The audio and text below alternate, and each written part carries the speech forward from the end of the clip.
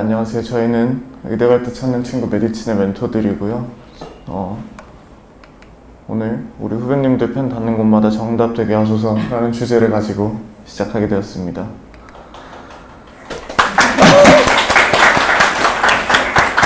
먼저 저희 자기소개부터 할게요. 안녕하세요.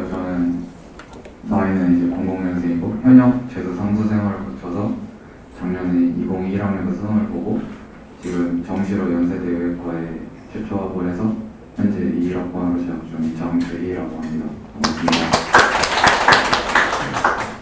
안녕하세요. 저는 전남대학교 21학번 재학 중인 이수현이라고 합니다. 재수를 해서 의대에 가게 되었습니다.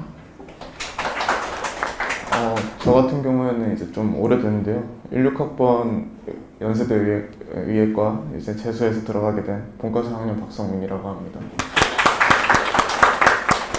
네, 저희 소개는 이렇게 하고요. 이제 오늘 현역 성적과 이제 재수, 삼수 성적을 이제 저희 얘기를 해볼 텐데요. 먼저 얘기를 해주실까요? 저부터 할까요? 네.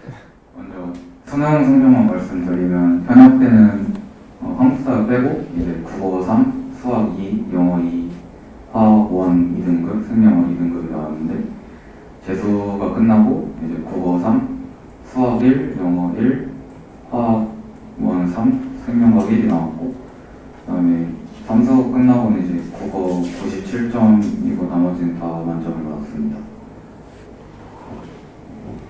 저는 현역 때 수능 점수가 2, 3, 1, 2, 3 이렇게 등급이 나왔고요. 재수를 해서 1, 2, 1, 2, 1로 최저를 맞춰서 수시로 의대에 갔습니다. 네. 저 같은 경우는 이제 현역 때는 수시를 집중하다 보니까 수능 성적은 공개는 안 하는 걸로 알겠는데요. 현역 때 성적은 굉장히 낮았던 것 같고요.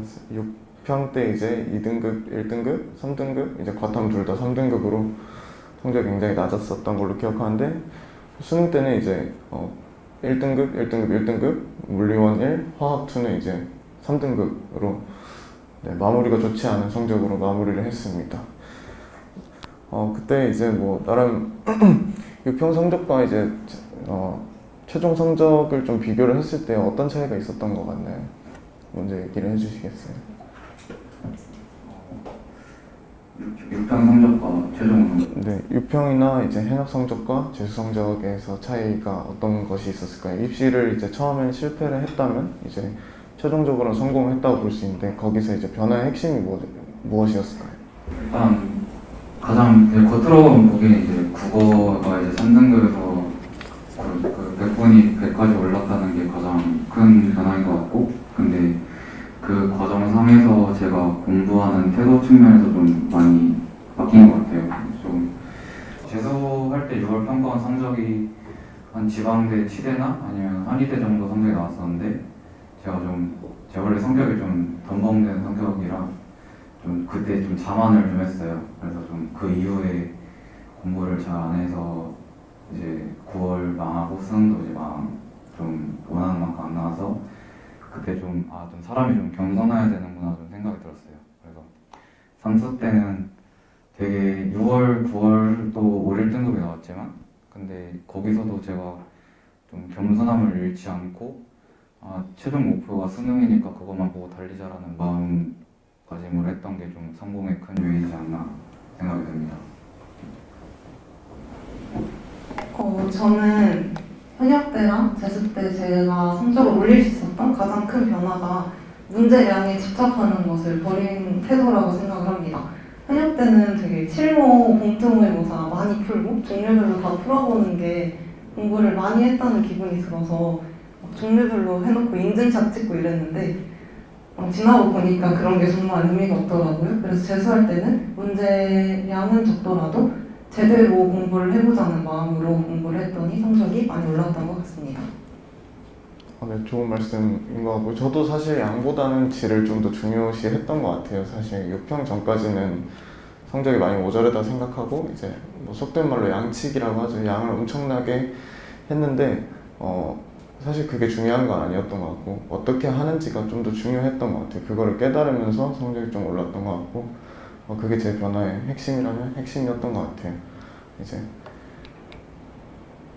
네, 선배님만의 기출 활용에 대해서 알려주세요라고 돼 있는데 저는 기출 활용에 대해서 이제 조금 먼 사람이니까 조금 나중에 대답을 하는 걸로 하고 네, 먼저 얘기를 들어볼게요. 먼저 이제 기출 공부에 대해서 얘기를 하면 이제 보통 뭐 어느 시기까지 봐야 돼요, 아니면 뭐 몇 번 봐야 돼 이런 얘기를 많이 하는데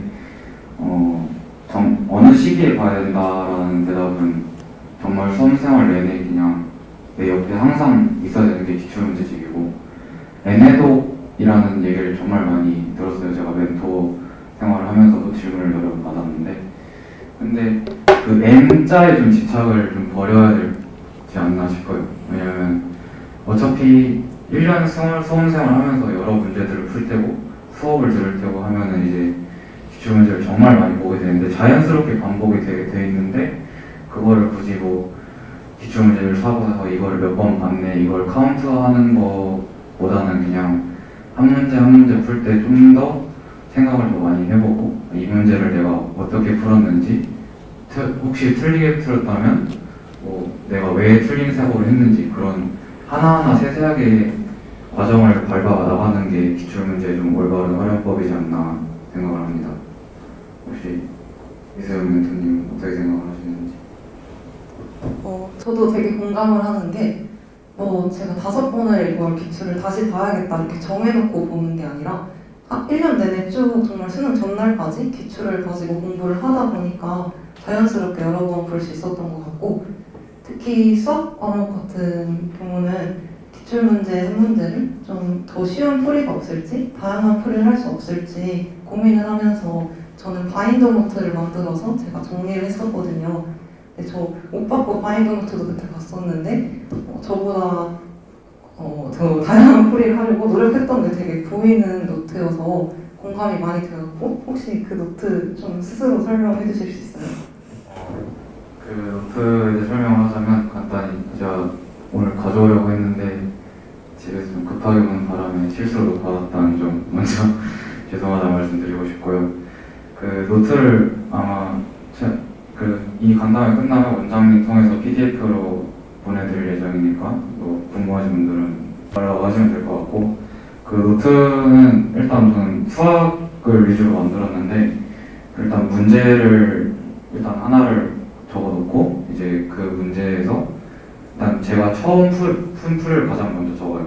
그러면 최대한 깔끔하게 적은 다음에 혹시 그 과정에서 이 부분에서 좀 시간이 오래 걸릴 것 같은데 지금 내가 푼 풀이보다 조금 더 쉽게 접근할 방법은 없을까? 아니면 좀 다른 방법으로 이 조건을 해석할 수는 없을까? 라는 부분들을 거기에 다 적었어요. 그래서 좀 시간이 날 때 주말에 좀 시간이 빌 때를 이용해서 그 문제를 좀 연구를 좀 많이 했어요. 예를 들면 아마 기출문제 기억나시는 분이 있을지 모르겠지만 2020학년도 수능 나형 21번 문제가 제가 5가지 방법으로 풀었었거든요. 그거를 물론 다 스스로 생각한 건 아니고 오늘 수업을 든 풀이에다가 제가 좀 더 생각해서 합쳐한 것도 있고 해서 그렇게 좀 최대한 많은 풀이를 적으려고 정리한 노트를 만들었었어요.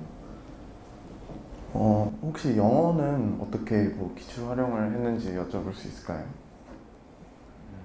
영어는 저는 생각보다 영어가 되게 기출을 많이 안 보시는 것 같더라고요. 근데 저는 평가원 시험 일주일 전에는 기출 영어를 봤는데 그 영어를 본 이유가 뭐 빈칸 문제나 순서 삽입 이거를 이제 보통 저희가 영어 문제에서 가장 어려워하는 부분들이잖아요.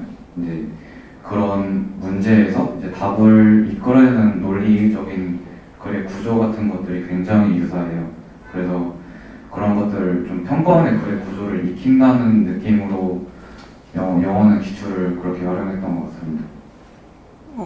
그리고 저는 덧붙이자면 영어는 딱히 기출을 가지고 노트 정리를 따로 하고 그러진 않았지만 끝까지 마지막까지 기출 지문을 가지고 공부를 했고 사실 영어 공부에서 가장 중요하다고 생각하는 게 마인드라고 생각을 합니다. 그래서 공부를 하다 보면 수학이랑 국어에 치여서 영어 공부를 자꾸 소홀히 하더라고요. 그래서 평소에 하루에 1시간 정도는 꼭 영어를 소홀히 하지 말아야겠다 이런 마음가짐을 끝까지 가지고 가는 게 가장 중요할 것 같아요. 국어나 영어나 이제 결국에 평가원의 이제 논리 구조를 이해하고 그거를 이제 바탕으로 노트 정리를 하든 스스로 정리를 하든 그런 게 중요했다는 말씀인 것 같고요. 영어 얘기가 나와서 그러는데 저희가 이제 영어 같은 경우에 EBS 활용이 많기도 하고 국어도 EBS 활용이나 기출 활용이나 이런 게 많은데 EBS 활용 같은 거는 저 때는 저 때라고 하면 좀 멀긴 한데 영어는 저희는 이제 직접 연계가 많고 국어 같은 경우도 직접 연계가 많아서 저는 EBS를 많이 보긴 했지만 요즘에 어떤지 좀 궁금해서 주임 멘토님이랑 수연 멘토님한테 좀 여쭤볼게요. 어떻게 하면 될지. 근데 아마 이번 수능부터 다 간접 연계로 바뀌긴 했지만 그래도 일단 작년 기준으로 말씀을 드리자면 영어 같은 경우는 이제 직접 연계를 대비를 해서 그냥 물론 저는 내신 하듯이 하진 않았어요. 그냥 그 글을 읽고 이해가 된다 싶으면 그냥 그 지문 따로 정리하지 않았고 조금 이해가 안 되거나 조금 어렵다 싶은 지문들만 나중에 이제 체크를 해둔 다음에 시험 전에 그것들을 모아서 잠깐 읽는 정도만 봐도 이제 시험장에서 어느 정도 기억이 나니까 그 정도로 활용했던 것 같고, 이제 문학 같은 경우는 이제 좀 연기가 많이 되잖아요. 소설도 그렇고 시도 그렇고 이번에는 어떻게 될지 잘 모르겠지만 그래서 근데 그거를 할애하기에는 저는 개인적으로 EBS보다는 기출이 더 중요하다고 생각하는 편이라서 문학 같은 경우는 그냥 공부하다가 국어가 조금 기출이 조금 질릴 때 그냥 대신 기출 대신에 오늘은 EBS 봐야지 그냥 이 정도로 해서 비율을 기출과 EBS 비율이 한 3대1 정도로 비율로 공부를 했던 것 같아요. 근데 이번에 간접 연계로 바뀌어서 아마 그래도 보기는 해야겠지만 한 그 정도 비율로 하는 게 좀 적당하지 않나라는 개인적인 생각이 있습니다. 저도 작년에 수능을 봐서 직접 연계가 됐을 때 EBS 공부를 했지만 딱히 공부를 할 때 이 지문이 그대로 나오니까 이 지문을 달달 외워야겠다 이런 마음으로 공부를 하진 않았고요. 작년에도 그냥 문학이나 영어 공부를 하면서 그냥 이 교재가 좋은 교재니까 이걸로 영어 공부를 하자 이런 마음으로 했기 때문에 올해도 그냥 EBS 교재를 이용해서 내가 영어 공부를 하면 되겠다 이 정도 생각하시면서 수업 들으시면 될 것 같고 작년에 저는 EBS 활용을 문학과 영어만 딱 했는데 메디친 글 중에 송티라는 분이 학습의 비상구를 만들자 하는 내용으로 글 쓰신 걸 제가 읽고 나도 학습의 비상구가 있었나 하고 생각을 해보다가 작년에 저도 공부를 하다가 좀 너무 집중이 안 될 때 집중이 안 된다고 놀아버리면 안 되잖아요. 그래서 그럴 때마다 EBS 문화 연계 작품들 읽고 답지 보면 해제에 이 소설은 어느 시대 때 어떤 작가가 이러이러해서 만들었다 이런 것 내용을 집중 안 될 땐 재밌더라고요. 그래서 그런 비상구로 활용을 했던 것 같습니다. 네, 역시 공부와 직접적이지 않을 때는 문학이 그렇게 재밌습니다, 사실.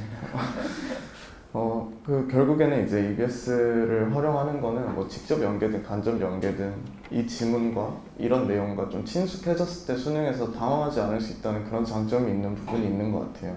그렇기 때문에 이 지문을 외워서 시험장에 가서 내가 꼭 맞춰야지 이런 거보다는 이 내용은 내가 한번 봤으니까 그래도 내가 좀 알지 라는 안심감을 가지기 위해서 하는 것 같고요. 이때까지는 사실 수능 직전까지 이제 기출, EBS 활용법에 대해서 얘기를 해주신 것 같은데 저희가 이제 6평 대비잖아요 지금. 그럼 6평 전까지는 기출과 EBS를 좀 이렇게 활용하는 게 좋을 것 같다 이런 내용이 있을까요 혹시? 이 얘기는 아마 추후에 다른 질문에서 얘기를 할 것 같은데 6평 전에 뭘 끝내야겠다 이런 강박증은 저는 없었어요. 왜냐면 아까 말씀드렸듯이 6월을 잘 나왔는데 수능을 망했던 케이스가 저라서 이제 모의고사는 의미 없구나라는 생각이 있었고, 그래도 텀을 굳이 계획을 세울 때 6평 기준으로 잡자면 이제 6월 전에 수능 특강 이제 6월 끝나고 이제 수능 완성이 나오잖아요. 그래서 6월 전에 수능 특강 문학이나 영어 같은 경우는 한 번은 보자라는 생각을 그냥 그 정도 염두만 하고 공부를 했던 것 같아요. 그래도 6평 직전에는 EBS보다는 기초를 위주로 더 공부를 했던 것 같습니다. 저도 6평을 위해서 공부 방식을 바꾸고 이랬던 건 없고요. 정말 6평 일주일 전이라고 특별히 내가 뭘 풀고 이런 공부를 하진 않았고, 대신에 6평 보기 전에 그냥 시험 운영이 어떻게 되는지, 시간 관리를 어떻게 해야 될지 확인하는 용도 정도로 주말에 하루 잡아서 이렇게 풀로 모의고사 시간 맞춰서 풀어보고 이 정도 연습한 다음에 6평 딱 전날에 저는 시험 전날 시뮬레이션 하는 노트를 적었거든요. 제가 시험 긴장이 되게 심해서 저는 되게 구체적으로 국어 화작을 다 풀었을 때 15분이 넘어가면은 이렇게 하고 15분이 안 됐으면 바로 독서 지문으로 넘어가고, 이런 스스로 작전을 되게 세워봤어요. 지금까지 그래도 봤던 모의고사들이 있으니까 스스로 좀 당황스러웠던 상황들을 떠올리면서 이 상황을 다시 만나면 이렇게 해야겠다, 이런 정리를 스스로 해놓으니까 조금 덜 떨렸던 것 같아요. 혹시 그 주유 멘토님께서 그 국어 비문학에 대해서 좀 잘 아신다고 들었는데, 그거는 어떻게 좀 파해하면 되는지 말씀을 들어볼까요?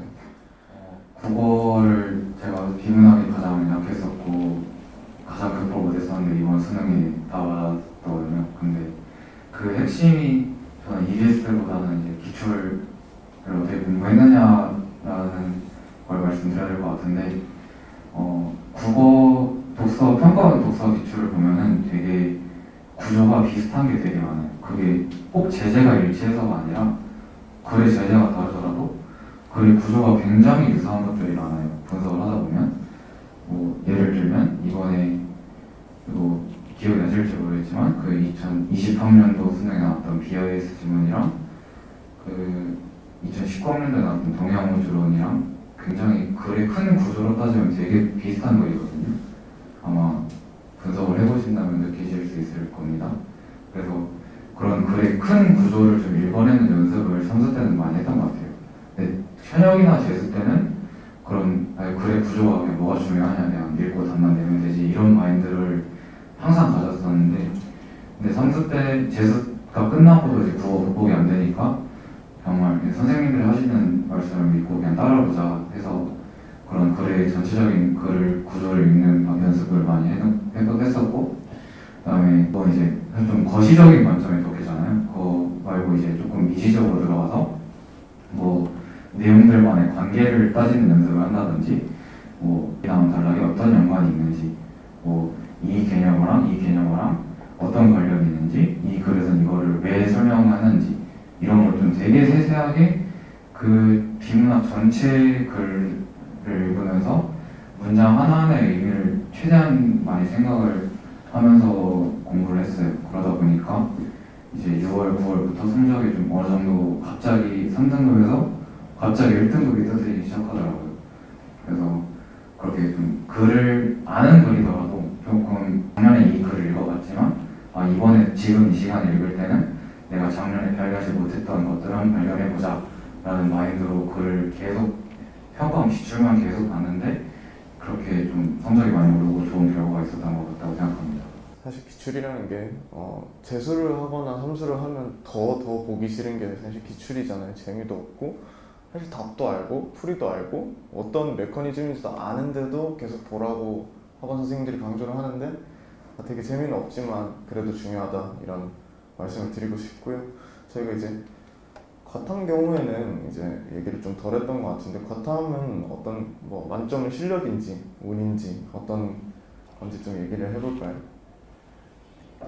저는 탐구 과목으로 화원하고 생원을 선택했어요. 그래서 두 과목 이외에는 공부를 해본 적도 없고 잘 관심이 없어서 두 과목에서만 말씀을 드리면, 저 개인적으로는 그 두 과목에서만큼은 운빨이 크게 작용하지 않는다고 생각을 합니다. 그래서 실력으로 커버가 가능하다고 생각을 하고, 그리고 사실 저는 수시여서 표준 점수나 이런 부분을 잘 신경 쓰지 않았기 때문에 더 그럴 수도 있는데, 충분히 실력으로 원점을 맞을 수 있다고 생각을 합니다.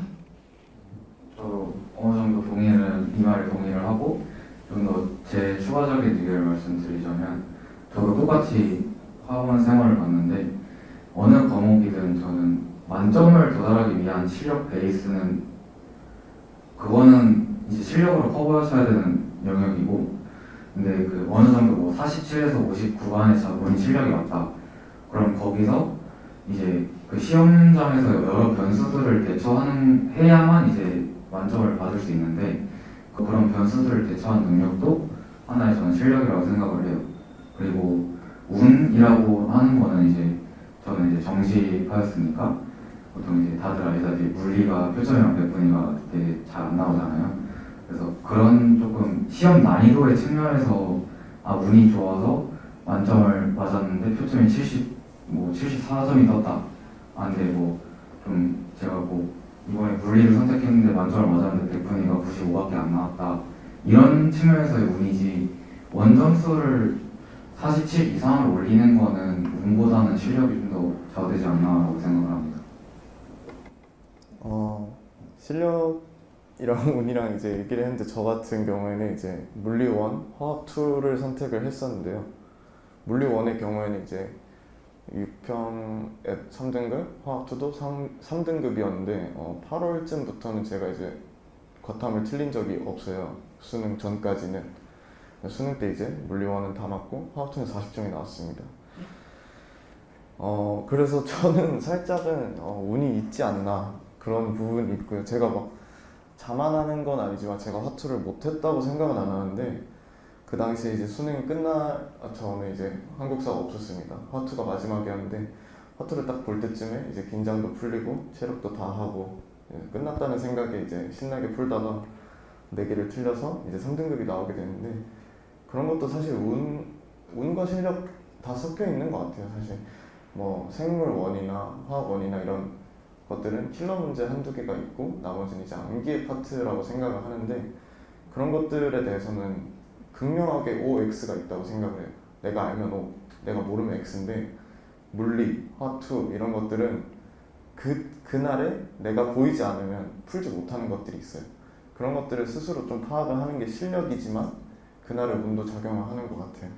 그래서 저는 화투는 잘 모르겠습니다. 화투를 하시는 시청자나 뭐 여기 있는 분들 중에서는 이제 화투가 궁금하다 하면 저한테 따로 연락을 하시고요. 화투에 대해서 좀 얘기를 해드리겠습니다. 네, 수능의 변수가 가장 많았던 과목도 결국에 저는 화투였던 것 같아요. 네. 충분히 생각해 보시기 바랍니다. 혹시 듣는 소리로는 이제 화투가 아니었으면 입시 결과가 조금 달라질 수도 있다고 들었는데, 혹시 다시 하신다면 그래도 화투를 할 수 있는 생각인가요? 저 같은 경우에 이제 수능을 국어 2점짜리 하나 틀리고 화투를 10점 틀렸기 때문에 화투 아니었으면 사실 2점밖에 안 틀린 거죠. 그러면 이제 서울대 의대 본과 4학년 박성민 멘토가 돼 있겠지만 그건 장난이고요. 연세대 좋아합니다, 저도. 네. 아무튼 그 성적이 좀 달라지긴 했겠지만 투 과목을 선택한 이유 자체가 저는 이제 서울대 공대도 생각을 하고 있었기 때문에 투를 챙긴 거고요. 만약에 내가 의대만 가고 싶었다, 서울대는 생각이 없다 라고 했다면 저도 아마 투는 안 했을 것 같아요. 근데 의대를 갈 수 있다, 뭐 의대를 꼭 갈 수 있는 실력이다 이러면은 투를 뭐 생각을 좀 고려를 해보라고 하겠지만, 서울대 공대를 가보고 싶다 뭐 그런 것들이 있다면 투를 선택하는 게 충분히 좋은 선택이고요. 투 과목을 대신에 투 과목을 챙기는 게 사실 쉽지 않잖아요.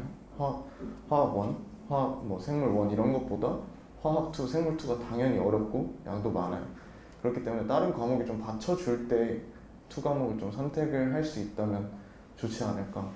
투 과목을 챙기느라 다른 과목을 놓치게 되면 사실 그만한 손해가 없어요. 국어, 수학, 영어가 그래도 더 중요한 과목이잖아요. 100점 만점이고 50점 만점의 차이가 있기 때문에, 그런 것들이 있기 때문에 투 과목은 충분한 생각을 좀 하고 선택을 해줬으면 좋겠다 이런 말을 하고 싶네요. 성적이 바뀌었을 것 같기도 해요. 사실 투를 안 골랐다면 그래도 연대 의대였겠죠. 원원이었으면. 지금 제가 글로브에 올라오는 채팅을 보고 있는데, 선배님들은 잠을 몇 시간이나 자면서 공부하셨는지 궁금하다는 질문이 올라왔어요. 혹시 어느 정도 주무시면서 공부하셨는지? 저는 그 당시에 많이 잤어요. 저는 10시에 학원 끝나면 11시쯤 집에 도착하고 한 3, 40분 유튜브 좀 보고 12시 전에 잤고요. 7시쯤에 일어났기 때문에 7시간은 잤네요. 그래도 7시간이면 잠 충분하죠 다들. 근데 이런 사람들이 있어요. 나는 오늘 공부를 덜 했으니까 새벽 2시까지 단어를 외우고 수학 공부를 좀 더 하고 그래놓고 다음날 뭐합니까? 학원에서 자죠? 그런 의미가 없는 거예요. 그렇기 때문에 잠을 충분히 잤으면 좋겠다. 근데 뭐 사람마다 다르니까. 혹시 주임 멘토님 잠 많이 자셨나요? 저는 이제 기숙학원이 있어서 이제 자동적으로 이제 한 6시간, 7시간 정도 잠을 자게 돼 있는데 저는 그걸로 좀 너무 피곤해서 일요일날 이제 자유시간이 주어졌어요. 그때 매주 한 2시간 정도는 항상 낮잠을 잤던 것 같아요. 그리고 평일에도 진짜 도저히 힘들다 싶으면 그냥 5시간에 잔 적도 좀 여러 번 있었어요. 저도 기숙을 했기 때문에 수면 시간은 항상 충분하게 같은 시간을 유지했고 잠이 부족했거나 뭐 그랬던 적은 없는 것 같아요. 결국에 잠을 막 줄인다고 그게 성적이 올라간다 이런 것보다는 결국에 집중력을 높이기 위해서는 잠이 중요하죠. 제가 생물학 내용이나 의대 내용을 말할 수는 없지만 잠을 자는 게 중요합니다, 여러분. 과탐 얘기가 계속 나와서 그래서 하는 말씀인데, 과탐 개념 공부를 어떻게 하셨나요, 두 분은? 되게 추상적인 질문인데 개념 공부라는 건 일단 가장 기본을 일단 암기잖아요. 먼저 암기가 우선이니까 저는 일단 강의를 듣고 그냥 제 노트를 만들었어요. 그냥 개념 정리 노트. 그러면서 이제 그러면 한 번은 쓰게 되잖아요. 그러니까 한 번 썼느냐 안 썼느냐의 차이가 좀 큰 것 같아서 일단 노트를 만들고 그렇게 이제 개념도 한 번 완성이 되면 이제 매주 그 과목별로 1시간씩 주말에 투자를 해서 이제 백지 복습을 했어요. 그 백지 복습이라는 거는 이제 A4지에 놓고 이제 대단원이랑 서단원만 써요. 그러면 그 다음에 제 노트를 적고 이제 거기 내용을 생각나는 대로 다 쓰는 거예요. 그러면 당연히 다 못 채워요. 그거 채우면 걔는 그 친구는 이제 진짜 그냥 이미지로 기억하는 진짜 천재인 친구고 아마 그냥 일반적으로 다 못 쓰는 게 당연해요. 그러면 이제 그렇게 한 단원 정도 하면은 한 30분이 흐르거든요. 그러면 전 거기서 멈추고 이제 제 노트를 다시 펴서 제가 못 썼던 것들을 다시 A4지에 적어요. 그다음에 당연히 못 썼던 것들은 제 노트에도 체크 넣고 이런 것들 내가 지금 못 썼다. 다음에 써야겠다는 다짐을 하면서 체크를 해놓고 또 일주일 뒤에는 또 이제 처음에 1단원 했으면 그 다음 주 2단원, 그 다음에 3단원, 4단원 이렇게 하면 이제 한 달에 그 과목 전체를 이제 백지복습을 한 번 하게 되는 거예요. 근데 그렇게 한 번 하면은 다음에 똑같이 한 달을 하는데 30분이 걸리진 않아요. 조금 시간이 줄게 돼 있어서 그렇게 매주 1시간씩 투자하는 걸 전 전혀 아까워하지 않았고 심지어 6월, 9월 이제 생명 같은 경우에는 재수 때 수능 이후에 한 번도 틀린 적이 없었는데 그럼에도 불구하고 삼수 때도 내내 일주일에 매번 그렇게 백지복습을 하면서 개념을 다졌던 것 같아요. 그래야 그 개념을 그 정도로 만족해야 시험장에서 문제를 풀 때 기억을 읽자마자 고민의 여지 없이 그냥 기억을 읽는 순간 OX가 바로바로 판단이 되는 정도가 돼서 그러면 이제 자연스럽게 그 생명 기준을 말씀드리면 이제 유전 문제를 제외하고 나머지 문제를 푸는데 10분도 안 걸려요. 그럼 이제 자연스럽게 킬러 풀이 시간이 늘어나니까 당연히 다 맞기에는 전혀 문제가 되지 않겠죠. 그래서 저는 백지복습을 정말 꾸준히 많이 했던 식으로 공부를 했습니다. 저도 오빠가 말한 백지 노트 되게 공감을 많이 하는 게 노트 정리를 저도 했고 그 노트 정리 내용을 나중에 반복돼서 또 공부할 때 아는 내용이지만 또 적고 하면서 효과를 많이 봤던 것 같고 좀 다른 내용으로 그 말씀을 드리자면 개념 공부랑 문제 풀이를 되게 개별적으로 생각하셔서 과탐 개념을 다 끝낸 다음에 기출문제집을 시작해야지 이렇게 생각하시는 분들이 좀 많은 것 같은데 사실 저는 문제 풀이를 하면서도 개념 공부를 하고 개념 공부를 하면서도 문제 풀이를 해서 이렇게 같이 가는 거라고 생각을 하거든요. 그래서 저 같은 경우 수업 듣고 아까 노트 정리를 한 다음에 기출문제 보면서 오늘 배웠던 내용이 어떻게 적용되는지 보고 꼭 틀린 문제가 아니더라도 내가 기억하고 싶은 문제가 있으면 아까 말한 그 노트에 다시 정리해놓고 이렇게 적용을 할 수 있구나, 이런 개념이 사용되었구나, 이런 내용을 다 정리를 해놓고 주마다 그리고 중요한 시험 전마다 그걸 반복해서 공부를 했던 것 같아요. 네, 결국에는 노트 정리를 되게 두 분은 열심히 하셨는데 저는 노트 정리 같은 걸 잘 하지는 않는 성격이었고요.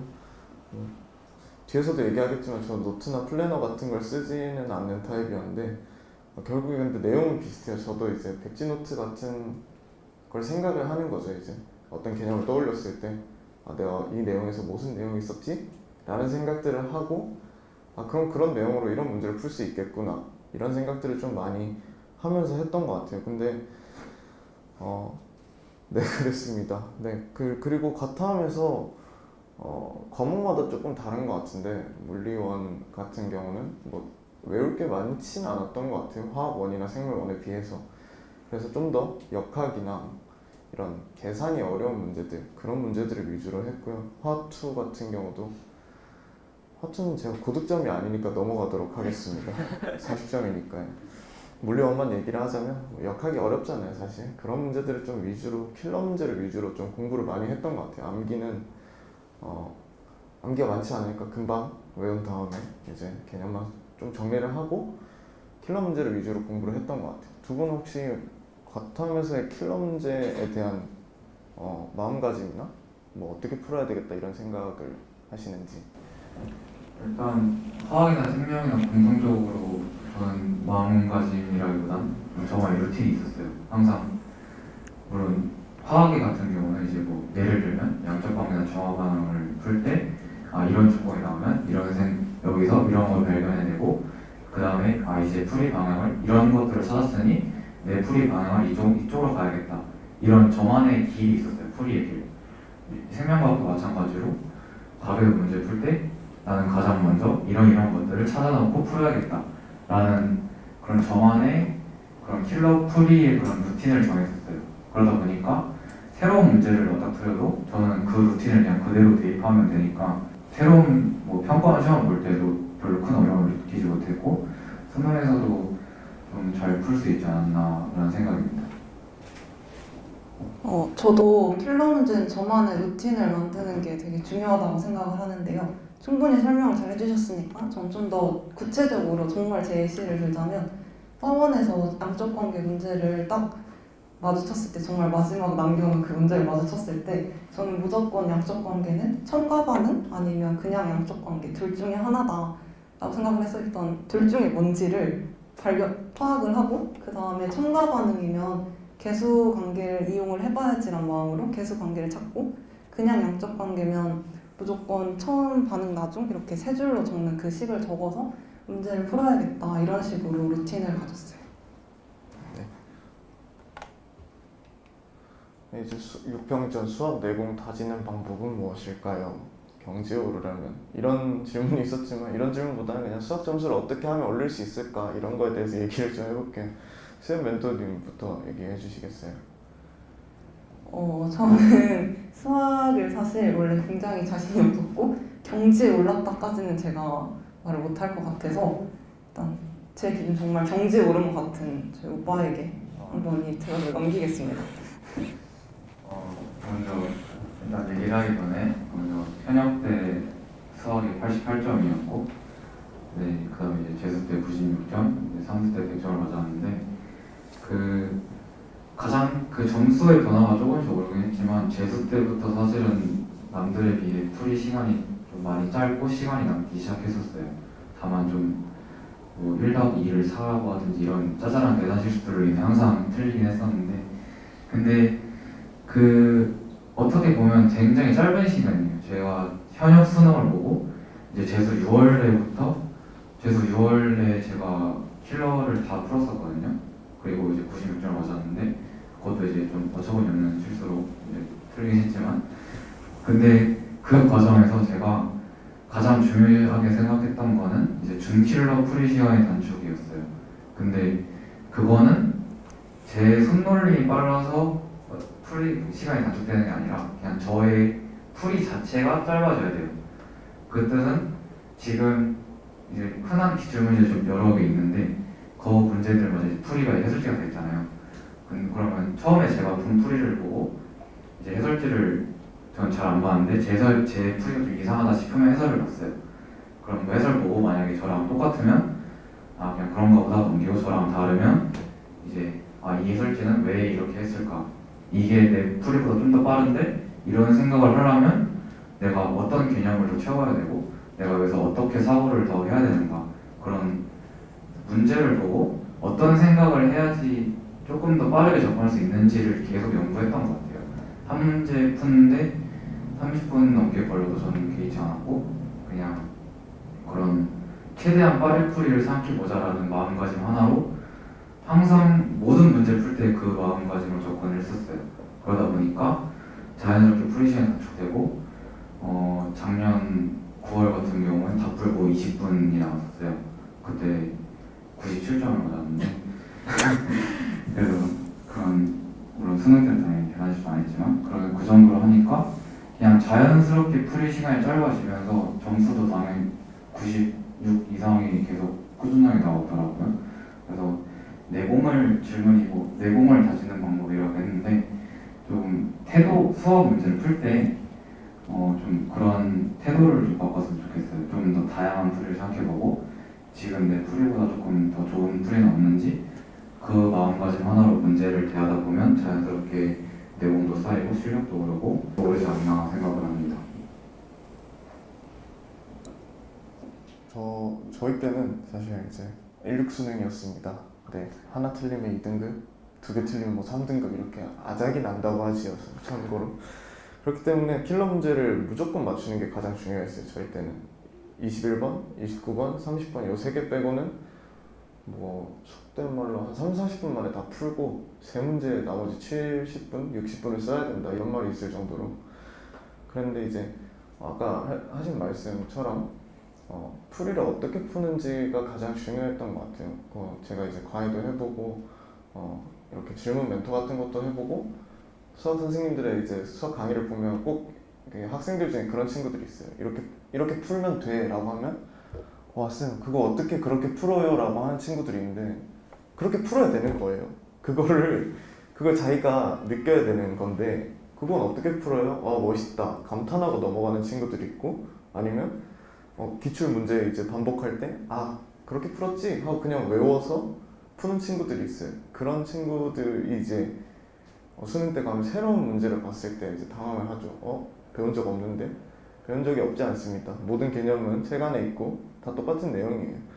그런데 이제 그런 게 이제 결국에는 스스로 생각하는 연습을 많이 해야 된다는 거예요. 되게 재미없는 말이고 흔한 이제 자기계발서에 나오는 내용들이죠. 자기가 생각하는 힘을 키워야 되고. 근데 수학은 특히 그런 것 같아요. 그러니까 이 풀이를 봤을 때 내가 여기서 뭘 얻을 수 있는지 좀 생각을 해야 돼요. 30번에 미적이 나왔다 이러면 이런 미적 문제가 나왔을 때 미분을 먼저 하는지 적분을 먼저 하는지 이런 거 사소한 거 하나하나까지도 내가 이 문제 접근하는 방법에 대해서 생각을 해야 된다는 거예요. 그러니까 30번 딱 봤을 때 와 내가 풀어야지 하고 펜부터 잡고 막 미분부터 하고 적분부터 하고 뭐 더하기 빼기 해놓고 이제 왜 안 풀리지? 이런 거보다는 딱 문제를 봤을 때 로드맵을 그려봐야 돼. 아 내가 이런 문제를 이렇게 접근을 해야 되겠다. 당연히 못할 수도 있어요. 처음에 딱 풀 때 안 풀려요. 그럼 이제 다른 방법으로 풀어야지 하는 이런 유연한 사고도 필요하고요. 그런 것들을 연습을 해야 수학이 오른다고 생각을 하는데 저희 땐 킬러가 좀 많이 어려웠는데 요즘은 뭐 준킬러가 더 어려워지고 킬러는 쉬워져서 어려운 문제가 많은 느낌이라고 하는데 그런 것들은 좀 어떻게 해야 될까요? 저 같은 경우는 세 문제 집중 딱 이렇게 했다면 요즘에는 그 시간 배분을 좀 어떻게 하는 게 좋을까요? 시간 배분이라는 건 저는 제 수학 그 시험을 볼 때 이제 루틴이 저는 문제 번호에 따라 편견을 갖지 말자였어요. 그래서 아마 좀 많은 학생들이 그냥 20번까지 풀고 물론 작년 수능 시험지 기준을 말씀드리면 이제 20번까지 풀고 21은 그냥 일주도 하고 일단 째끼고 이런 학생들이 되게 많았거든요. 제 주변에서도 그랬고. 근데 저는 아까 말씀드렸듯이 계속 좀 더 쉬운 풀이를 생각해 보려는 그런 태도를 지녔다고 했잖아요. 근데 제가 그런 생각을 해내는 것 자체가 일단 2등급 정도의 실력대였는데도 그런 생각을 충분히 할 수 있었고, 그러다 보니까 6월, 9월 수능에 이제 시험을 보는데 다들 시험 끝나고 준킬러가 어려졌어, 킬러가 쉬워졌어 라고 이제 말씀들 많이 했어요. 근데 저는 시험 볼 때 그걸 잘 느끼지 못했어요. 준킬러가 어려워졌다는 것도 느끼지 못했고 킬러가 쉬워졌다는 것도 느끼지 못했고 그냥 이렇게 쭉 가는 느낌이었어요, 시험을 보면. 그래서 딱히 그 부분에 대해서는 저는 별로 할 말이 없고, 그냥 그렇게 수학을 좀 공부하다 보면은 그런 준킬러, 킬러 번호에 대해서 조금 본인이 쫄지 않는 마음이 좀 생기지 않지 않을까. 쪼는 게 없어지다 보면 자신감이 생기면 자연스럽게 뭐 준킬러가 좀 어려워졌네 이런 얘기에 좀 휘둘리지 않을 수 있을 것 같긴 해요. 그리고 제가 아까 질문을 넘겼는데 사실 저는 수학이 좀 가장 자신이 없는 과목이었고 현역 때는 아까 말씀드렸다시피 3등급이 나올 정도로 수학이 굉장히 스스로 약하다고 생각을 했어요. 근데 공부를 하면서 물론 이 정도 경지까지는 오르지 못했어도 수학이 정말 많이 늘었다고 생각을 했는데, 그 공부하는 과정에서 아까 멘토님들이 말씀하셨다시피 다양한 풀이를 생각하려고 되게 노력을 많이 하셨다고 했는데, 저는 그걸 혼자서 제가 막 두세 가지 풀이를 생각하기가 좀 어렵더라고요. 그래서 주변에 이렇게 수학 잘하는 친구들이나 또는 선생님이 내 풀이보다 더 좋은 풀이를 하셨다 싶으면 그거를 꼼꼼하게 제 노트에 정리를 해놓고 내가 다음에 이 개념을 쓴 문제가 나왔을 때 이 풀이로 바꿀 수 있을까? 내 풀이를? 그 고민을 해서 내가 바꿀 수 있겠다 싶을 정도로 문제를 쉽게 계속 바꿨어요. 같은 유형, 같은 개념을 쓰는 문제로 내가 직접 조금 더 쉽게 숫자를 더 줄인다던가 경우의 수가 2가지 케이스로 나눠야 되는 걸 아예 한 케이스를 버리고 하나로만 해본다던가 해서 쉽게 계속 문제를 만들면서 이 정도 난이도면은 내가 선생님 풀이를 시험장에서 바로 떠올릴 수 있겠다 싶으면 이제 왜 근데 어려운 문제에서는 내가 그 풀이를 못하고 내 그 다른 풀이로 생각을 했을까 고민을 하고, 이런 과정에서 되게 많이 늘고 꼭 내가 먼저 딱 그 다양한 풀이를 생각하지 못했어도 그러면서 사고가 많이 확장됐던 것 같아요. 6평 일주일 전부터 과목별로 어떻게 마무리하셨나요? 이건 좀 짧게 넘어갈 수 있을 것 같은데요. 6평 일주일 전부터 6평을 준비한 건 없습니다. 그냥 6평이구나 하고 봤고요. 그래서 2, 1, 3, 3, 3이 나왔을 수도 있는데 과목별로 마무리 지은 건 없었던 것 같아요. 네. 혹시 있으신가요? 일주일 전에 마무리 지어야 된다 6평 전에. 저는 아까 잠깐 언급했는데 6평이라고 뭔가 진짜 공부를 바꾼 게 전혀 없고 오히려 6평을 종착지로 놓고 뭔가를 해야겠다 하면 6평 끝나고 좀 끝났다 이런 마음이 들 것 같아서 6평은 그냥 지나가는 시험 중에 하나이다 이런 마음으로 받고, 정말 그냥 6평 전날에 지금까지 노트 정리해놨던 거 계속 한번 쭉 훑어보고, 그리고 저는 플래너에 계획보다 그날 공부했던 거, 그날 수업 핵심 내용들 되게 짧게 쭉 매일매일 적어놨어가지고 날짜별로 그 적어놓은 거 한 번씩 더 복습하고 그러고 시험을 봤던 것 같아요. 저도 6평을 기준으로 세세하게 계획 세운 것도 없고 일주일 전이라 해서 남은 일주일 동안 진짜 뭘 해야겠다 이러지도 않았고 그냥 흘러가는 대로 그냥 평소처럼 공부를 하다가, 다만 시험 전과 후에 제가 항상 모의고사 때 했던 것들이 있어요. 그 메디친이라는 사이트에 제가 모의고사를 활용하는 거에 대해서 글을 써놨는데 거기 읽어보시면 알겠지만 이제 시험 전에 1교시부터 탐구 끝날 때까지 제가 어떤 저의 행동 방침을 만들었어요. 예를 들면 국어 같은 경우는 시계를 몇 시에 봐야겠다 이런 것까지 다 내가 이때 시계를 봤을 때 시간이 좀 오버했다 싶으면은 좀 이렇게 태도를 바꾸고, 시간이 좀 남았다 싶으면 이런 식으로 해야겠다. 수업 같은 경우도 이때 여기까지 풀고 시계를 볼 텐데 이때에 따라서 어떻게 행동을 해야겠다. 영어 같은 경우도 영어는 그런 게 없었지만 좀 그런 거 포함해서 문제를 풀 때 내가 어떤 마음가짐으로 풀어야겠다 이런 것들을 다 적었어요, 종이에다가. 아마 그 글에 써놓은 것도 사진 찍어서 올려놨으니까 첨부해 주시면 감사하겠고, 그다음에 그렇게 탐구까지 만들고 시험을 본 다음에 이제 시험 끝나고가 전 더 중요하다고 생각하거든요. 시험 전보다. 시험 끝나고 제 시험지를 일단 그래도 점수가 궁금하긴 하니까 일단 빠르게 채점을 해요. 근데 채점을 하면은 문제를 보면 답이 잔상이 많잖아요. 그래서 저는 그것조차 싫어서 그냥 답만 보고 그냥 최대한 빨리 채점만 했어요. 그 다음에 답지 적고 이제 제가 푼 시험지를 1기부터 3까지 한 장씩 넘기면서 제가 했던 생각들을 최대한 많이 적었어요. 심지어 수학 1번부터 9월 1번부터 다 내가 어떤 마음가짐으로 시험에 임했는지, 뭐 중간에 조금 흔들림 문제가 있었다면 내가 여기서 왜 흔들렸을까? 아니면 여기서 멘탈이 왜 흔들렸지? 혹시 그 이전에 원인이 있진 않을까? 이런 것들을 다 세세하게 적었어요. 특히 6월, 9월 시험, 9월 평가원도 그렇고 그렇게 해서 다 적다 보니까 다음 모의고사 때 되면 제가 했던 것들을 다시 보는 거죠. 그러면 이제 그 전에 내가 여기서 이런 짓을 해서 멘탈이 흔들렸구나. 그럼 다음 시험 전에 이제 시험의 운영 계획을 같은 걸 세울 때 이런 부분을 조심해야겠다는 게 새로 생기겠죠. 그런 식으로 6월 평가원 모의고사를 활용하지 않았나. 근데 이거는 6월 평가원뿐만 아니라 거의 모든 모의고사를 이렇게 진행을 했어서 수능 때도 제가 굉장히 이제 결과를 보면 굉장히 잘 본 시험이지만 그 과정에서 엄청나게 많은 일들이 있었어요. 여러 위기들도 있었고 좀 진짜 멘탈이 흔들릴 뻔한 순간도 있었는데 그런 과정들이 쌓이다 보니까 수능날에서 그런 변수도 다음 별로 멘탈 흔들리지 않고 잘 깃털을 해나갔던 것 같아서 뭐 모의고사 전에 뭘 해야 한다기보다는 후에 방금 제가 말씀드린 것들을 좀 더 그렇게 좀 구체적으로 해보는 걸 좀 추천하고 싶습니다. 네, 좋은 말씀 감사드리고요. 되게 행동 강령이라는 게 되게 신기하네요. 저 입장에서 특이하기도 하고 모의고사 대비 매뉴얼 같기도 하고요.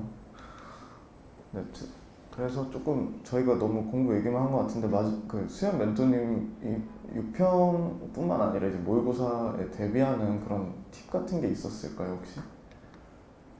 모의고사에 저는 정말 모의고사를 정말 모의고사니까 뭘 하자 이렇게 특별하게 생각한 적이 많이 없고 그냥 그 당일날 실전처럼 열심히 실전처럼 진지하게 임하자. 그 다음에 모의고사 보고 나서 거기서 최대한 많이 배울 점을 끌어내자 이런 생각을 목표로 공부를 했기 때문에 정말 모의고사를 위해서 뭔가를 한 게 딱히 없어요. 혹시 팁 있나요? 모의고사 팁?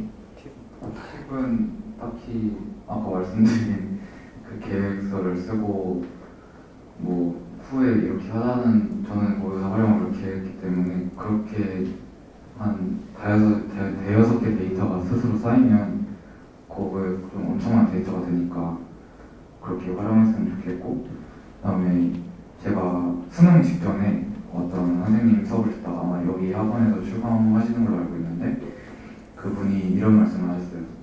수능 날에 당황할 수는 있다. 근데 그 당황한 모습, 그 자신의 모습에 당황하지 말라라는 말씀을 하셨거든요.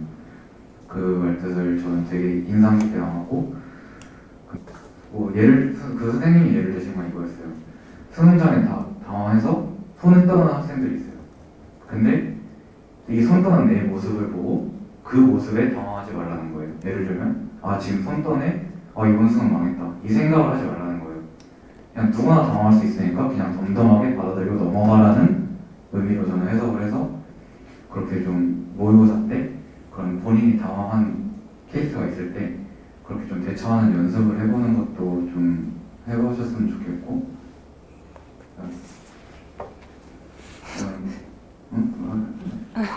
뭐라고 주세요. 마이크. 그래? 달라고. 아니 뭐라고 주세요. 네, 말하고 주세요. 그래서 그런 식으로 좀 활용을 하면 좋지 않을까. 그게 좀 저희가 드리는 모의고사 활용 팁입니다. 그래서 저는 모의고사 볼 때 팁은 없는데 모의고사 보고 나서 점수에 진짜 연연하지 말라고 꼭 말씀드리고 싶어요. 저도 모의고사 때 그냥 선생님들이 맨날 모의고사 잘 본 과목이 수능날 망하고 모의고사 때 망한 과목 수능날 잘 본다 이런 얘기 말씀해 주시잖아요. 제가 수험생일 때는 안 믿었거든요. 맨날 1 나오던 사람이 수능날 갑자기 못 보고 이게 좀 말이 안 된다 생각했는데 그게 저에게 벌어졌어요. 그래서 정말 모의고사 점수는 수능 점수와 거의 인과관계가 없고 상관관계는 좀 있을 수 있어도 전혀 인과관계가 없고 오히려 모의고사가 나오고 나서 만약에 내가 국어를 못 보고 수학을 잘 봤다고 해서 그 다음 공부를 할 때 과목간 밸런스가 깨지는 게 훨씬 더 위험한 것 같아요. 그러니까 그 점수에 너무 연연하지 말고 항상 과목 간에 균형 맞춰서 공부를 꾸준히 하는 게 좋을 것 같아요. 네, 저도 비슷한 얘기를 할 것 같은데 모의고사를 보기 전에 팁은 없고요. 모의고사를 본 다음에 팁은 있는 것 같은데 그 모의고사에 대해서 너무 연연해하지 마시고 내가 이런 걸 몰랐구나 이 정도로 확인하는 거지 뭐 그게 수능에 똑같이 틀리는 거 아니잖아요. 그거는 오히려 더 수능에 맞추고 모의고사 때 맞춘 걸 수능에 틀릴 가능성이 더 높습니다, 사실. 그렇기 때문에 그런 걸 좀 조심을 하고 그냥 내가 이런 정도의 점수를 받았구나 이 정도에서 그냥 넘어가는 게 좋을 것 같아요. 6평은 특히 더 그렇고요. 여러분들 공부 다 한 거 아니잖아요. 6평까지 수능까지 하는 거지. 아직 뭐 대여섯 달 남았으니까 그거에 집중하셨으면 좋겠고 저희가 공부 얘기를 많이 한 것 같은데 수험생활 네 이제 네, 라방 때 저희가 이제 한번 6평을 같이 풀 수도 있다고 하네요. 네, 저는 아니고요. 저는 못합니다. 6평을 이제 저 멘토님들과 함께 같이 풀 것 같고요. 수험생활의 노하우에 대해서 이제 얘기를 해볼게요. 저 같은 경우에는 아까도 얘기 드렸듯이 뭐 자기 전에 뭐 한 3-40분 유튜브 보고 그냥 일찍 자고 그다음 늦게까지 잤던 거 그러니까 일찍 자고 늦게까지 쭉 자서 좀 수면 시간을 유지하고 그리고 선생님 모르셨을 수도 있지만 저는 쟀을 때 자습 시간을 좀 많이 잤습니다, 사실. 4시 반부터 6시까지면 그 돌아다니는 사원 선생님을 피해서 한 30분은 잤어요, 사실. 수면 시간을 되게 중요시하는 사람이라 저만의 팁은 그거 같아요. 좀 많이 잤습니다, 피곤해서. 네, 말씀해 주실까요? 저는 저만의 특별한 팁이라고 하면은 운동을 좀 많이 했어요. 아마 저희 둘이 같은 학원을 다녔는데 모르는 사이였거든요. 근데 수능 끝나고 저를 처음 봤을 때 이 오빠가 저한테 그 배드민턴 치던데? 이러더라고요. 그냥 그 정도로 제 유일한 삶의 낙이었고 그냥 자유시간이나 쉬는 시간에 운동을 하면서 스트레스를 푸는 게 제 삶의 낙이었는데 꼭 운동을 하나가 아니라 약간 항상 너무 공부를 해야지라 생각만 하고 스트레스를 받는 것보다 할 때 제대로 집중해서 하고 또 이완해야 될 때 쉴 때는 내가 스트레스 풀 수 있는 걸 찾아서 하는 게 좋을 것 같은데 저는 운동이었어서 되게 건강한 습관이었는데 그게 SNS나 막 유튜브 이런 거는 솔직히 반대예요. 한번 시작하면 이제 끝을 낼 수 없기 때문에 좀 내가 스트레스를 풀 수 있는 수면이라던가 운동 같은 건강한 습관을 하나 찾아서 하시는 게 좋을 것 같아요. 저도 노하우라고 말하기 좀 그렇지만 일단 수험생활을 하면은 좀 사람이 바뀌어야 된다고 생각을 해요. 저 재수 때만 하더라도 제가 되게 좀 온도에 되게 민감하거든요. 좀만 더 땀이 많이 나고 조금만 추워도 막 벌벌 떨어요. 근데 재수할 때 여름에 너무 이게 좀 밀집돼 있으니까 너무 더우니까 교실을 막 뛰쳐나와서 딴 데서 공부하고 그랬거든요. 근데 삼수 때는 좀 그렇게 좀 덜 예민해지자 하면 좀 왜냐면 제가 그 생각을 하게 된 이유가 항상 교실에서 패딩을 입은 형이 하나 있었어요. 교실에 여름인데 여름에 근데 그 형은 항상 심지어 몸에서 땀이 나는데도 그냥 패딩을 벗지 않을 정도로 왜 그러시는지 잘 모르겠지만 그래서 그 형이 되게 인상 깊었어요. 그냥 어느 상황에서도 진짜 정말 무덤덤하게 공부를 하는구나. 저래야 되는구나. 수험생이라는 거는. 그래서 그 형을 본보기를 삼아서 물론 제가 그러다 패딩을 입었다는 소리는 아니지만 그 삼수 때 그냥 더워도 참고 그냥 제자리에 앉아서 공부를 하고 좀 둔해진 것 같아요, 사람이. 덜 예민해진 거 그게 좀 포인트인 것 같고 그다음에 그 조금 아마 수험생활 계속 공부를 하다 보면은 막 공부하기 싫은 날이 있어요. 집중 유난히 안 되고 오늘따라 유난히 글씨 안 읽히고 오늘따라 수학 계산이 막 자꾸 틀리고 그런 날은 저는 그냥 진짜 솔직하게 말하면 그냥 잤어요. 그날 공부가 안 되는 날은 하지 말자는 게 살짝 저의 그런 모토라고 해야 되나? 근데 물론 그날이 많지는 않았어요. 한 달에 한두 번 정도지. 그게 일주일마다 한 번씩이라면 좀 문제가 되겠죠, 당연히. 그래서 좀 쉴 때 쉬고 할 때 하자라는 좀 마인드로 공부를 했던 게 좀 저만의 노하우인 것 같습니다. 저도 그렇고 주위 멘토님도 그렇고 잠을 참 중요시 생각했던 것 같아요.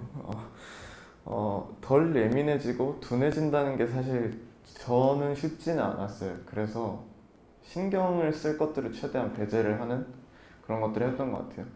나에게 스트레스를 주는 것들은 최대한 멀리하자. 친구여도 멀리하고 연락도 안 했고요. 그런 거 외에도 이제 뭐 조금 부모님한테는 죄송한 말이지만 부모님과의 대화도 최대한 줄이면서 이제 신경을 쓸 것들을 차단하면서 좀 말씀드렸듯 덜 예민해지고 둔해지는 방법을 찾았던 것 같아요. 저도 사실 현역 때 좀 인간관계, 친구 관계에서 고3 때 되게 스트레스를 많이 받았거든요. 끝나고 보니까 정말 별일도 아니고 그냥 내가 신경을 안 썼으면 될 일인데 그때는 제가 예민하고 솔직히 스스로 핑계인 것 같고 집중력도 떨어지고 그러니까 그런 거에 너무 신경을 많이 썼던 것 같은데 재수할 땐 그래서 오히려 그냥 딱 정말 가끔 힘들 때 얘기할 수 있는 사람 말고는 인간관계에 신경을 쓰지 않으려고 오히려 애초에 차단을 많이 했던 것 같아요. 오빠는 혹시 어떻게 하셨는지? 저도 재수 때는 그래도 뭔가 새로운 사람들을 많이 봤으니까 좀 친해지고 싶었는데 삼수 때는 저의 처음 짝꿍과 제 룸메 말고는 인간관계를 넓히지 말자는 생각으로 1년을 살았던 것 같아요. 그게 막상 재수를 돌아보니까 진짜 수능 끝나고 뭐 계속 연락을 주고받거나 좀 좋은 인연을 이어가는 거는 정말 한두 명? 많아야 3-4명 정도고 진짜 수능 끝나면 그 안에 생활이 되게 무의미해졌어요. 그 인간관계 측면에서 보면. 그래서 삼수 때는 억지로 인간관계를 넓히지 않으려 하고 그냥 최소의 인원으로 그냥 서로 얘기하면서 스트레스 풀고 한 진짜 2-3명 정도만 친해지고 나머지는 별로 좀 가까이 하려 하지도 않았던 것 같아요.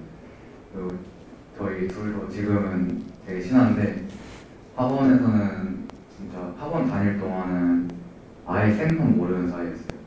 근데 수능 끝나고도 충분히 그냥 이렇게 친해질 수 있고 되게 편한 사이가 돼버려서 그냥 수능 끝나고 인간관계를 넓혀도 별 문제될 거 없다. 그냥 뭐 굳이 친해지고 싶은 친구가 있어도 웬만하면 먼저 다가가는 것보다는 그래도 수능 끝나고 이제 좀 관계를 넓히고 싶다면 수능 전에는 웬만하면 그냥 혼자 사는 거를 좀 추천하고 싶습니다. 네, 뭐 저도 뭐 인간관계를 줄였다고 하지만 혼자 살지는 않았고요. 저도 친구는 있었는데 이제 여러분들이 생각했을 때 다른 사람에게 화를 내도 되는 시기가 언제일 것 같나요? 재수하거나 수험생 할 때는 누구에게 화를 내도 누구도 받아줍니다. 끝나고 사과하세요. 실컷 스트레스 푸시고 이런 말 하면 안 되나? 아무튼 최대한 공부 스트레스를 다른 쪽으로 풀어내세요. 그냥 누구한테 화내세요. 막 말 걸면 화내고 짜증내고 결과로 증명하면 됩니다. 그 당시에 내가 왜 예민했고 왜 너네한테 짜증을 냈는지 그리고 내가 결과 잘 나왔으니까 너네한테 미안해. 사과 한마디 하면 끝이에요. 뭐 그래도 안 되면 어쩔 수 없습니다. 그런 게 친구 관계니까요. 예민해질 수밖에 없는 건 역시나 슬럼프 같은 게 있기 때문이었던 것 같아요. 혹시 저 같은 경우에 슬럼프는 없었고요. 왜냐면 그냥 못했습니다. 공부를 9월까지도 못했고요. 9월 때 9평 성적 얘기를 해드리면 2개밖에 안 틀렸어요. 사실 9평 때. 근데 그러면 와 대단하다 하겠지만 국어랑 영어랑 하나씩 틀렸는데 2개가 2등급이 나왔습니다. 저희 때는 그만큼 물수능이었기 때문에 2개만 틀려도 2등급이 2개가 나오고 그랬기 때문에 자랑은 아니고요. 그냥 그때까지도 공부를 못했어요. 그렇기 때문에 저는 슬럼프라기보다는 그냥 처음부터 9월에 초점을 두고 있었던 것 같아요. 9월에 내 실력을 증명하겠다. 9월에 안 나오면 망했다. 그냥 이런 생각으로 9월까지만 집중했고, 그래서 6평 성적에 민감하지 않았던 것도 있어요. 9월까지 내 실력을 끌어올린 다음에 9월에 내가 한번 증명하고 9월부터 11월까지 마무리를 하겠다는 생각이었기 때문에 슬럼프나 뭐 극복은 없었고 그냥 우직하게 갔던 것 같아요. 남들한테 화내고 그냥 스트레스 풀면서 9월에 내가 보여주면 되잖아 하면서 이제 집에 가서 6평 물어보는데 뭘 알아? 뭐 이런 식으로 화를 내기도 했고요. 죄송합니다 어머니. 아무튼 슬럼프 시기가 있었다면 그 극복은 어떻게 했는지 여쭤보고 싶네요. 저는 이제 좀 무던하게 잘 하다가 한 9월 평가원이 끝나고 한 10월, 11월 이제 가면서 조금 슬럼프가 왔던 것 같은데 좀 불안함이 좀 되게 컸어요. 물론 제가 잘하는 아이지만 작년 9월 평가원에서 학원 1등을 했었는데 그 1등 저희 학원은 이제 빌보드 차트라고 붙어요.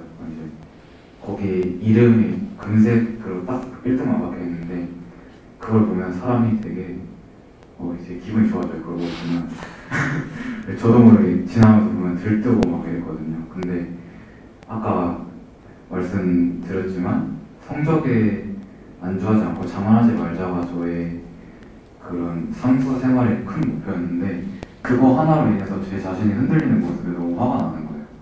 그래서 그 자만심을 좀 줄이느라고 조금 마음고생을 많이 했어. 그게 첫 번째 슬럼프였던 것 같고 한 수능 한 달 전쯤에 그 구평 성적보다 조금 더 잘 보고 싶은 욕심도 있었고 그러다 보니까 이미 맞은 문제들로 이제 수능장 가서 실수를 하지 말과 동시에 이제 못 풀었던 문제를 더 맞춰야 되는 거잖아요. 그래서 더 맞추는 거는 공부를 하면 되는데 정말 생각지도 못한 실수를 인해서 점수가 안 나오면 어떡하지라는 생각 때문에 그런 불안감이 너무 컸어요. 그래서 그걸 가지고 선생님한테 상담도 가고 했는데 그 상담을 받아보니 선생님이 그런 불안감은 해소하려면 공부밖에 없는데 차라리 수능을 위한 총정리를 하는 공부를 먼저 시작하라고 말씀을 하셨거든요. 그래서 그냥 믿고 따라가다 보니까 그냥 자연스럽게 좀 정리를 하다 보니까 내가 잘 아는구나, 내가 잘 알고 있었구나, 맞게 하고 있었구나라는 걸 스스로 확인을 하게 되면서 그런 불안감이 좀 사라졌던 것 같아요. 근데 그 불안감이 어느 정도 심했냐면 그냥 공부를 하다가 갑자기 심장이 막 엄청 뛰는 게 느껴졌어요.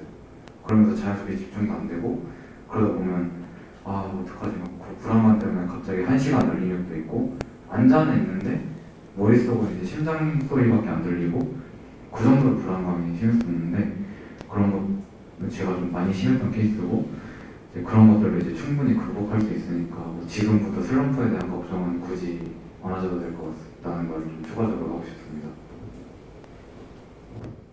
제가 생각하는 제 슬럼프는 코로나 때문에 작년에 학원 운영이 좀 멈췄던 적이 있어요. 그래서 그때 1년 중에 가장 공부를 안 했지만 가장 심리적으로 힘들었던 시기를 겪었는데 공부를 안 하니까 불안해서 더 힘들었고 그걸 극복할 수 있었던 가장 큰 힘은 사실 저는 부모님이었어요. 부모님이 저를 엄청 막 전화도 맨날 해주고 서신도 맨날 써주고 이런 분은 절대 아니셨는데 진짜 일주일에 5분 통화하거나 진짜 가끔 서신이 올 때마다 나를 정말 믿어주고 계시는구나 이런 게 많이 느껴졌거든요. 그래서 제가 메디친에도 엄마 아빠가 써줬던 편지 이런 거 찍어서 올려놨었는데 사실 엄마도 당연히 불안했겠죠. 딸이 수능 현역 때 망쳐놓고 지금 재수를 하고 있으니까 당연히 불안하셨을 텐데 그래도 저를 믿고 네가 어떻게 되든 응원한다 이런 식으로 항상 얘기를 해주셔가지고 저는 그렇게 극복을 할 수 있었던 것 같습니다.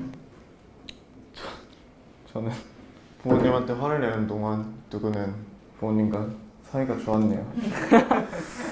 죄송합니다 어머니. 아무튼 좋은 말씀들 많이 들은 것 같고요.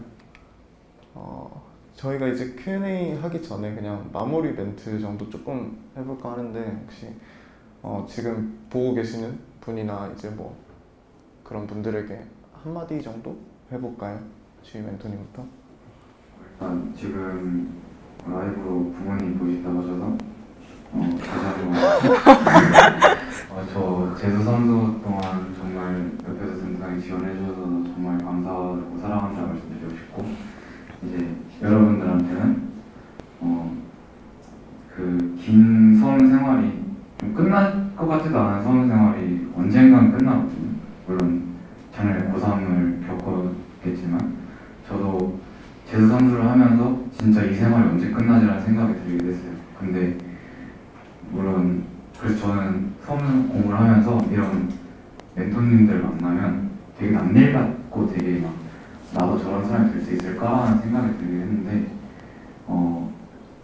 이런 사람이 되더라고요. 열심히 하다 보니까 생각지도 못한 대학을 가게 되었고, 그래서 그냥 나도 저 사람이랑 조금 지금 저희 이런 자리를 들으신 다음에 조금 공부에 대한 동기가 될 수도 있고, 아니면 난 저런 사람처럼 할 수 없을 것 같아 라는 생각이 들 수도 있어요. 근데 후자 쪽의 생각을 가진다면 그런 생각보다는 나도 저희의 예전 성적을 아까 다 땄잖아요. 그래서 나도 그 정도였으니까 1년 더 열심히 하면 할 수 있을 거라는 생각을 갖고 남은 기간 동안 열심히 해서 다들 수능 잘 보셨으면 좋겠습니다. 저는 일단 제가 수시러였기 때문에 수시러 여러분들이 계시다면 제 경험상으로 조언을 하나 하자면 6평 때 되게 학교에서 많이 바쁘고 뭔가 할 일이 많아서 6평을 잘 봐야지라고 생각하고 있다가 막상 닥치면 아무것도 신경도 못 썼으니까 대충 보자 이런 마음가짐을 가질 수 있는데, 그러지 말고 6평 그래도 당일날만은 정말 실전처럼 내가 연습을 잘 해야겠다 이런 마음 가졌으면 좋겠고, 또 제가 작년에 재수할 때 마음속으로 항상 생각을 했던 게 결과에서보다 과정에서 후회가 없게 하자는 마음가짐으로 했거든요. 여러분들도 과정에서 후회가 없을 정도로 최선을 다하면 정말 그냥 시험 수능 딱 끝나고 저는 버스 타고 오는 길에 결과도 모르는데 그냥 1년 후회가 없다 이런 생각이 들었어요. 그냥 그 정도로 열심히 해야겠다고 생각하시면 꼭 좋은 결과 있을 거라고 생각합니다. 저도 비슷한 것 같은데요. 제가 만약에 재수했던 때로 돌아가서 다시 할 수 있냐라고 하면 절대 못할 것 같아요. 사실 그만큼 간절했고 열심히 했던 것 같은데, 제가 이제 뭐 메디친에 글을 쓰기도 했지만 마음가짐에 대해서는 이제 수능까지 천천히 좀 생각을 했으면 좋겠고, 하루하루 일희일비하지 않으면서 스스로에게 보상을 주는 방법을 생각해야 됩니다. 하루에 뭐 내가 공부를 못했으니까 슬프다, 많이 했으니까 즐겁다 이런 게 아니라 좀 더 그거보다 한 차원 높이 있는 내가 목표에 어느 정도 가까워진 것 같구나 즐거워할 수 있도록 마인드 컨트롤 되게 잘해야 돼요. 불안하고 힘든 거 아는데 모두가 그렇습니다. 안 그런 사람이 없고요. 다 힘드니까 괜찮다 이런 말은 아니고요. 다 힘드니까 힘든 건데 그만큼 마라톤이다 생각하고 6평, 9평, 모의고사 이런 거 일희일비하지 마시고 수능 하나만 바라보면서 천천히 갔으면 좋겠습니다. 네, 뭐 라이브 질문 혹시 있나요? 라이브 질문 제가 할게요. 고3 현역 때 제일 후회했던 게 무엇이냐고 질문 주셨거든요. 혹시 있으세요? 롤 2000시간 했습니다. 아직도 후회하고 있고요. 네, 그거밖에 없습니다. 저는 고3 때보다는 재수 때 후회가 좀 됐던 거는 짜투리 시간 활용 안 한 걸 제일 후회를 많이 해서 3수 때는 그래도 쉬는 시간, 저녁 시간에 최대한 공부를 좀 많이 해보려고 노력했던 것 같습니다. 그리고 후회되는 건 짜투리 시간 활용 안 했던 것밖에 없어요. 그래서 3수 때에 이제 진짜 1년 딱 끝났을 때 내가 수능 끝나고 1년을 되돌아봤을 때 후회가 없는 1년이 되고자는 마음으로 공부를 했던 것 같습니다. 저는 아까 언급했다시피 친구 관계나 인간관계 이런 공부 말고 다른 요소에 제가 너무 정신을 많이 쏟아서 현역 때는 야자한다고 앉아 있어도 머릿속에는 친구랑 싸운 생각, 그 친구가 지금 걔는 뭘 하고 있지 하면 갑자기 또 화가 막 치밀어 오르고 약간 이런 거에 너무 제 정신력을 많이 쓴 것 같아서 그게 가장 후회가 남고 그걸 안 하려고 재수 때 많이 노력을 했던 게 도움이 됐던 것 같아요. 수험 스트레스 극심해서 힘들어할 때 가장 힘이 되고 위로가 되었던 주위의 도움이 무엇이었나요? 라고 하는데 부모님이죠. 화를 냈지만 그래도 저를 응원해 주시던 어머니 아버지 사랑합니다. 네. 아, 그래. 저는 담임쌤이 되게 저한테 힘이 되어주셨거든요. 사실 원래 담임쌤 좀 별로 안 좋아했어가지고 아니야 싫어하는 건 아닌데 제가 어른들을 약간 어려워해서 산책하다가 담임쌤이 나오시면 확 뒤돌아서 다시 반대 방향으로 가고 이랬었는데 물론 싫어하는 건 절대 아니에요, 박정수쌤. 아무튼 근데 그때 한번 너무 힘들어서 선생님한테 가서 저 그냥 집에 좀 갔다 오면 안 될까요? 이렇게 했는데 담임 선생님이 저를 잡고 네가 앞으로도 힘든 일이 계속 있을 거고 수능 당일날도 그 짧은 하루지만 너한테 고난이 올 건데 그럴 때마다 이렇게 피해서 집에 가버릴 거냐고 얘기를 하시면서 한 번만 내 말을 듣고 버텨봐라. 그래 네가 생각을 해보고 아무리 그래도 나는 가야겠다 싶으면 내가 그때는 아무 말 없이 보내주겠다 이러셔서 딱 교무실에서 그 얘기를 정말 한 2시간 동안 하고 딱 교실에 와서 왔는데 그때는 너무 화가 났어요. 일단 당장 가야겠는데 못 가게 한 거에 대한 화가 났지만 다시 생각해보니까 선생님 말씀이 틀린 게 하나도 없어가지고 아 선생님 말씀이 맞구나 이런 생각으로 좀 억울하지만 공부를 하면서 보내고 수능날 끝나고 생각을 해보니까 정말 그 말씀이 맞았던 것 같고 그때 한번 극복을 했기 때문에 또 힘든 때가 왔을 때 그냥 좀 이 업다운을 최소화했던 것 같아요. 그래서 저는 담임 선생님과 상담하고 이렇게 조언 받는 거에도 큰 도움을 받았던 것 같습니다.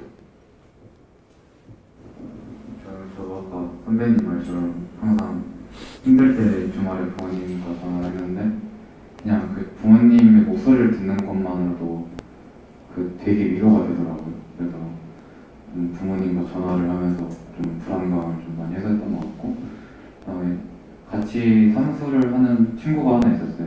그리고 같은 학원에 있지는 않았지만 그래서 그 친구랑 이제 주말에 잠깐 전화하면서 같이 서로 응원해주고 그러면서 이제 불안감을 좀 해소하지 않았나 싶어요. 네. 선생님 얘기해서 그런데 저도 이수경 선생님 감사합니다.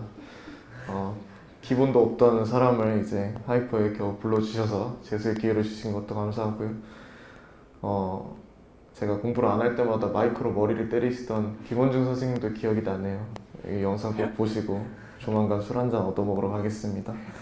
네, 모두 들어주셔서 너무 감사하고요. 저희는 메디친에서 멘토 활동하고 있고 글도 많이 쓰고 있고요. 오늘 한 얘기들은 사실 저 같은 경우에 마음가짐에 대해서 글을 썼었고 모의고사 대비 공부법 이런 것들 많이 썼으니까요. 많이 봐주시고 오늘 라이브 방송은 여기까지 하는 걸로 마무리하도록 하겠습니다. 모두 감사합니다.